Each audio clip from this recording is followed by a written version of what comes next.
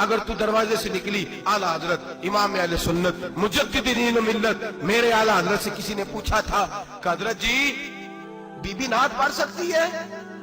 فتاوی رضویہ کی 14ویں جلد، be be میلاد پڑھ سکتی ہے؟ میلاد اعلیٰ حضرت نے فرمایا اگر بی بی میلاد پڑھ رہی ہو، نعت پڑھ رہی ہو اور اس کی آواز غیر محرم کے کانوں تک جا رہی ہو، فرمایا اسے ثواب نہیں ہوگا، اسے حرام کام کرنے کا گناہ دیا جائے گا۔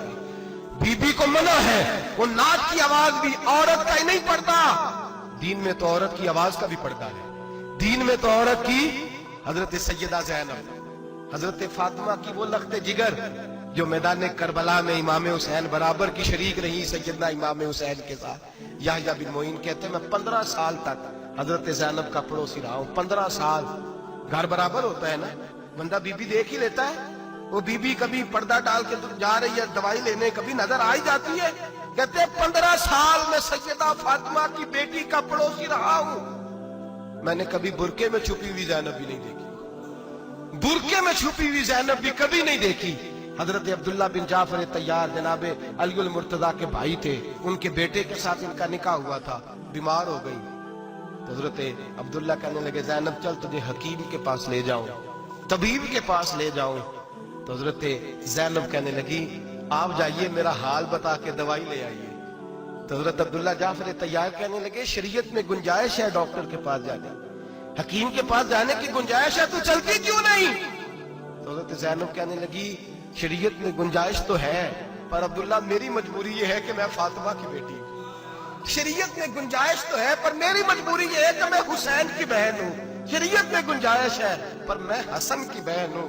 شریعت میں بڑی گنجائش ہے پر لوگ مجھے محمد عربی کی نواسی کہتے ہیں۔ گنجائش تو ہے پر میں نہیں نہ نکل سکتی، اس لیے کہ جتنا کوئی اپنے آپ کو دین کے قریب جانتا ہے اتنا اس کے پیروں میں شریعت کی زنجیریں زیادہ ہوتی ہیں۔ تو جناب سیدنا عبداللہ کہنے لگے اگر تو پردہ کر گئی، اگر تو چلی گئی، فرمانے لگے یہ تو اللہ کی مشیت ہے، تو دوائی لا دے تاکہ میں کھا لوں، اور اگر میں چلی گئی تو میں اپنی ماں سے جا کے کہوں گی کہ اماں ساری تکلیفیں میں نے چھاتی پہ برداشت کی ہیں پر میں نے تیرے پردے پر آنچ نہیں آنے دی۔ میرے بھائی یہ اسوہ نور ہے، یہ اسوہ حسنہ ہے، یہ ہمیں سکھایا جا رہا ہے۔ میرے حبیب کریم کی بیویوں کا یہ حال تھا، بیویوں کا اپنے گھر کے آنگن میں حضرت عائشہ صدیقہ، حضرت سودا جناب حفصہ اپنے سین میں جب بیٹھتی تھی نا تو دیوار کی طرف منہ کر کے بیٹھتی تھی، دیوار کے ساتھ لگ کے دیوار کی طرف۔ بیبیاں اپنے گھر کے اندر بھی دیوار کی جانب منہ کر کے بیٹھتی تھی۔ لوگ پوچھتی، بیبیاں پوچھتی کہ اپنے گھر میں بھی دیوار کو منہ کرنے کا مطلب؟ کہتی ہو سکتا ہے کچھ چھت پہ چڑھے اچانک نظر پڑے تو ہم چاہتی ہیں پھر بھی ہمارا چہرہ نظر نہ آئے اسے، پھر بھی ہمارا چہرہ نظر، ہم اپنے گھر کے اندر بھی پابند رہتی ہیں کہ ہمارے چہرے نظر نہ آئے۔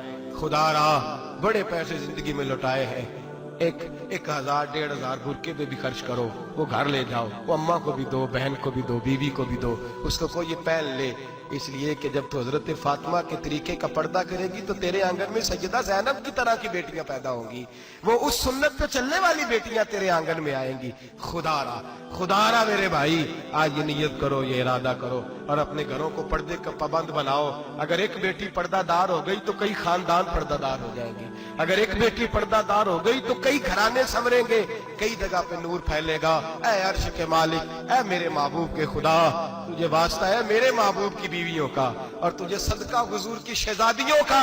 اے اللہ اتنا کرم برسا، اتنی رحمت برسا کہ میرے وطن کی بیٹیاں اور میرے وطن کی مائیں بہنیں بچیاں یہ سمجھ جائیں کہ ہماری نجات صرف حضرت فاطمہ کے برقعے میں ہے، حضرت عائشہ کے پردے میں ہے، سیدہ خدیجہ الکبریٰ کے حجاب میں ہے۔ اللہ کرے یہ سمجھ جائے اور یہ جب بھی سجدہ کریں تجھ سے حیا ہی مانگیں، یہ تجھ سے جب بھی سجدہ کریں یہ تجھ سے اپنے لیے چادر تطہیر اور پردہ تنویر ہی مانگیں۔ اللہ کرے مجھ بے عمل کی منہ سے نکلے ہوئے لفظ کسی کے دل میں تاثیر بن کے اترے اور پھر دنیا کے اندر یہ رواج عام ہو کہ ہر کوئی پردہ کرے، ہر کوئی با پردہ ہو جائے۔ اے اللہ تو تاثیر نازل فرما، اے اللہ تو عمل کی دولت نازل فرما، اے اللہ ہماری بیٹیوں کو عزت کی چادر عطا فرما، ہمیشہ مدحت خیر الانام میں گزرے۔